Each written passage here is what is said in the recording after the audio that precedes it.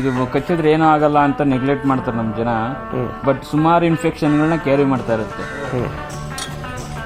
ತೆಗಿದ್ರಿ ಕನ್ನ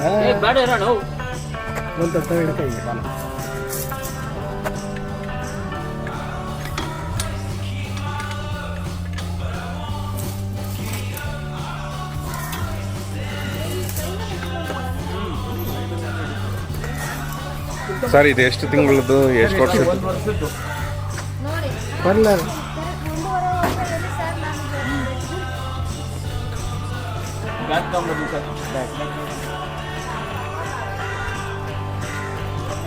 ಜಂಪ್ ಹೊಡಿಯತ್ತ ಇದು?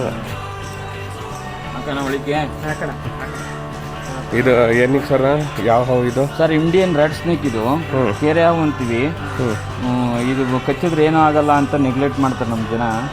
ಬಟ್ ಸುಮಾರು ಇನ್ಫೆಕ್ಷನ್ಗಳನ್ನ ಕ್ಯಾರಿ ಮಾಡ್ತಾ ಇರುತ್ತೆ. ವೆನಮಸ್ ಸ್ನೇಕ್ಸ್ ಬೈಟ್ ಆದರೆ ಅಟ್ಲೀಸ್ಟ್ ಆ್ಯಂಟಿವೆನಮ್ ತೊಗೊಳ್ಬೋದು. ಈ ಥರದ್ರಲ್ಲಿ ಕೆಲವು ಸತಿ ಕಬಾಬ್ ಅಂಗಡಿ ಹತ್ರ ನಾಯಿಗೆ ಅಲ್ಲಿ ರೇಬಿಸ್ ಏನಾದರೂ ಇಲಿಗೆ ತಿಂದಿದ್ರೆ, ಆ ಇಲಿನ ಇದು ತಿಂದಿದ್ರೆ ಕಚ್ಚಿದ ಮೇಲೆ ರೇಬಿಸ್ ಬರೋ ಚಾನ್ಸಸ್ ಇರುತ್ತೆ. ಹಂಗಾಗಿ ಯಾವುದೇ ಆದರೂ ಕೂಡ ನಾವು ಬೇಜವಾಬ್ದಾರಿ ಥರ ಮಾಡಬೇಕು. ನಮ್ಮ ಸುರಕ್ಷತೆ ಭಾಳ ಮುಖ್ಯ. ನ್ಯಾಯದಲ್ಲಿ ಎರಡು ನ್ಯಾಯಗೆ ನಾಚಿಕೆ ಆಗ್ತಾ ಇದೆ. ಎಷ್ಟು ಜನ ಇದ್ದೀವಿ ಅಂತ ಅದು ಗೊತ್ತಾಗುತ್ತಿಲ್ಲ.